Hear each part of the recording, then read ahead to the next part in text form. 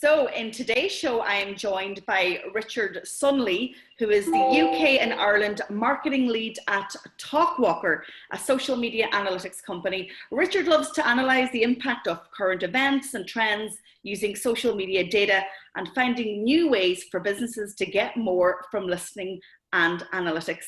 Richard, you're very welcome to JSB Talks Digital. Thank you so much for joining me. Thanks very much for having me.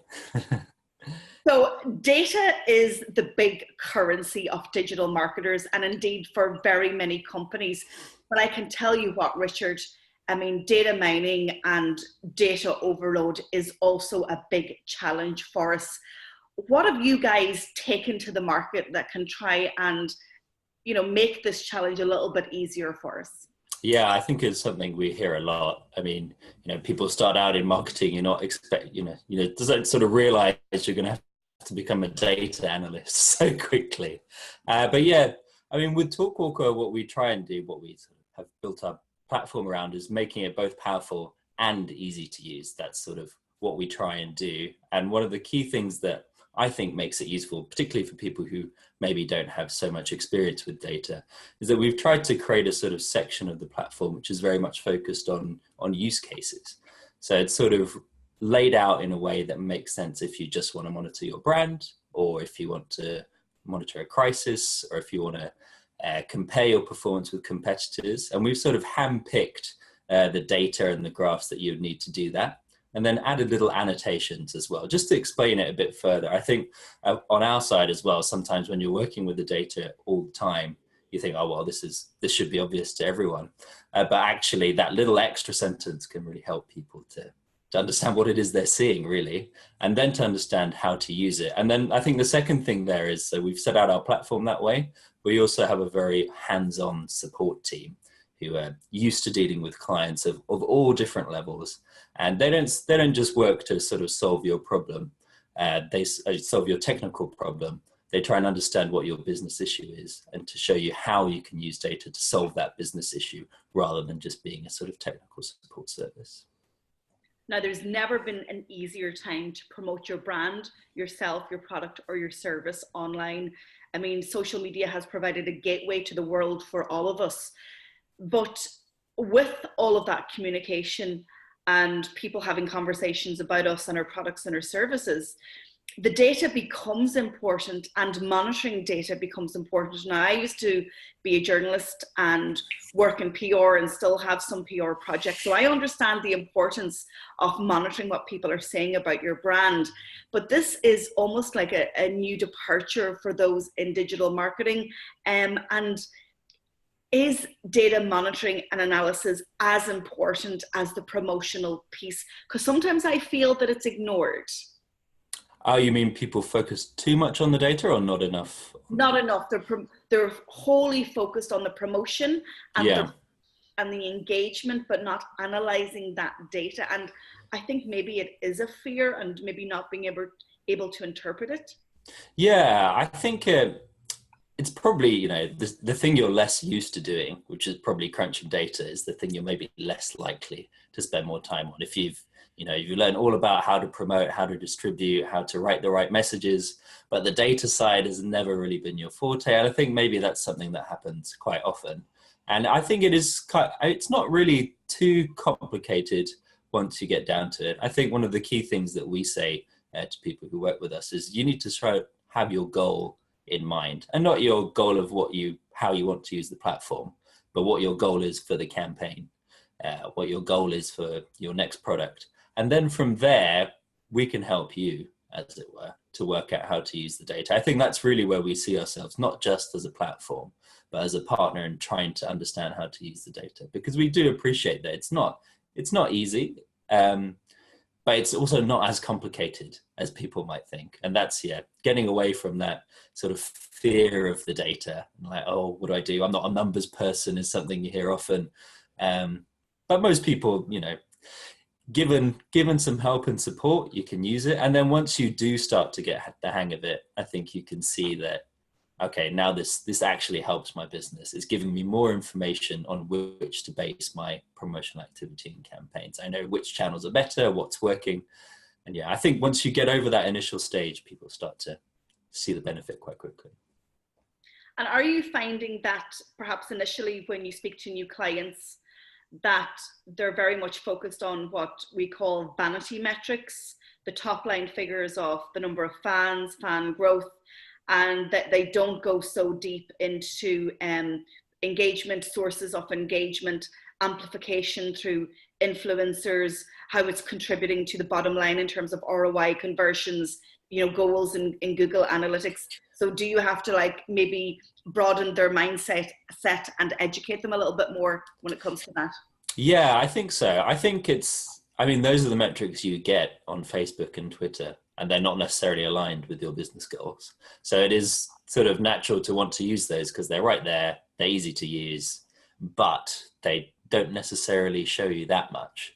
So yeah, again, that's why we come back to you need to think about what your business goal is rather than your sort of metrics goal. So it doesn't matter that much if you've got a lot of engagement on a post, but it might be a signifier of something else. So I don't want to say they're irrelevant. They can be useful in a sort of as an intermediate goal. But yeah, I think it is something we sort of need to take people a step back sometimes, because they'll come to us saying, oh yeah, we want to increase our engagement, we want to reach this sort of target. And then we'll sort of say, okay, but what is it that you actually want to do with this as a business? Yeah. And then once you go back there, then you sort of need to start there to start thinking about what you need to measure. So then, are we trying to spread, if it's PR, are we trying to spread a particular message? How can we measure the pull through of that message?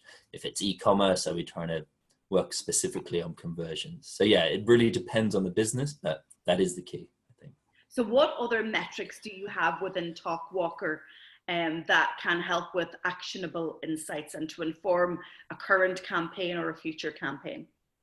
I think what we often try and do is we're very good at sort of integrating other data sets into our platform, whether it's your Google Analytics data or internal sales data or Facebook Insights data. So I think one way we're able to show different sort of ROIs is to measure those social metrics that you've become used to alongside these sort of harder business metrics, as it were, to see how those link together. It's something we call our sort of business impact metrics. So we like to put those together to try and help people link social to their goals, essentially. I think that we have a variety of sort of proprietary metrics as well that aren't necessarily, there's just slightly different. For example, we have something called a trending score, which lets you see how quickly something is trending. So if you're trying to newsjack, or if you just want to get a clear idea of what's happening right now, that can be a better indicator than something like engagement, which just builds up over time. There's no sort of time period on it. Yeah, and I think in terms of other metrics, I would probably say it's more about how you use the metrics alongside other things than the metrics themselves, because you can't, you can create influencer metrics as well based on a different score. But yeah, it does really depend on what you're looking for. Themes can also be important if you're looking for message pull through, which themes are being talked about the most. We have improved sentiment metrics as well, which can be useful again if you're monitoring a crisis to see if there's a big spike in negativity. Though we would say it's usually better to drill down into it to see what's causing it. So I'm working on a workshop at the moment called Building Your Digital PR Newsroom. And sometimes it's really difficult to bring traditional journalists and PR professionals into the digital age because their comfort blanket is print, it's radio, it's TV. They're comfortable with the metrics there and how they monitor it. But oh my goodness me, the opportunities for the PR industry in digital and combining it with a platform such as yours, takes it to a whole new level, doesn't it? Yeah, I think so. And so much of PR, the amount of impact you can get from a news article could be the same as a tweet from someone who has a big audience. So it is something that definitely cannot be ignored. And I think even on news articles now, they're shared on social, people are commenting on social. So it's very difficult just to get by with the traditional media metrics, I think, yeah, your clippings. I mean, there's still a use for them, but they need to be combined with metrics that match the digital platforms that things are being promoted on.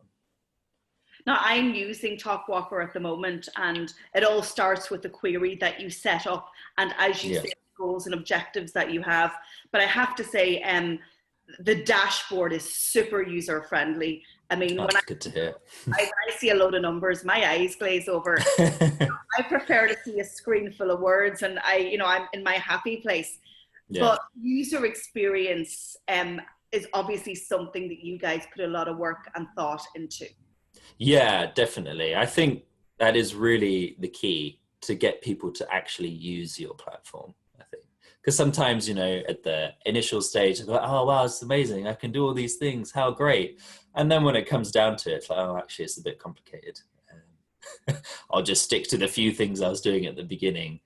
So user experience really helps people to get more from it in the end. In the end, if it's easy to use and if it's even an enjoyable experience to look for the data, you're probably going to use it more and get more from it and be more willing to speak to your customer account manager to get more information. So I think on every level that user experience is really, really important. It's something we put a lot of time and effort into.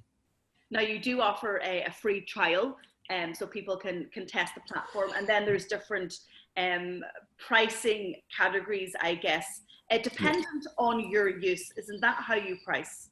Yeah, it's dependent on your data usage, essentially, how many results you want. So, for example, if you're looking to track a small brand or a niche topic, maybe a smaller package is okay for you. If you want to track, the new iPhone release, you're probably going to need the bigger package because there'll be hundreds of thousands, maybe millions of people talking about this new product. That's how we base it. Yeah. And of course, you can start off with a smaller package, and if you find that you need to jump to the next one, then you can. Yes, of course. Yeah, that's not a problem.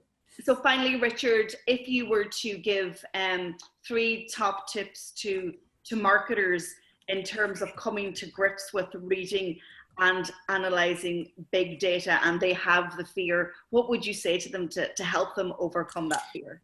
Sure. I think, it's going to sound a bit like a broken record, but really the key is think about what your goal is first. I mean, I think that sort of takes away the fear of the data as well. And it just helps you to focus your mind on what it is you're trying to achieve. Are we trying to get more leads? Are we trying to spread a message? Are we trying to sell more products, get more people into stores? Whatever it is, you probably have quite a specific goal of what it is you need to achieve. If you start with that, then the other metrics you need start to become easier. And also, I would also suggest that you get support from whoever you're working with on your platform, because they will be able to help you and they know how to help you.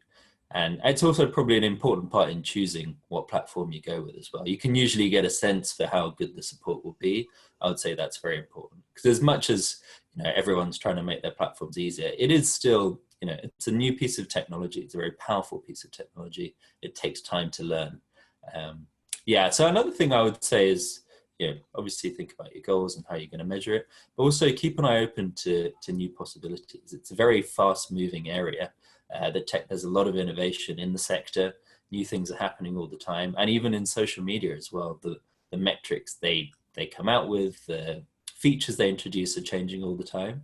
So to really keep an eye on what's going on, and again, to make sure you're asking for help. So if you see, we've introduced this new feature, to see, okay, how can I actually, is that going to benefit me? Is that something I can use?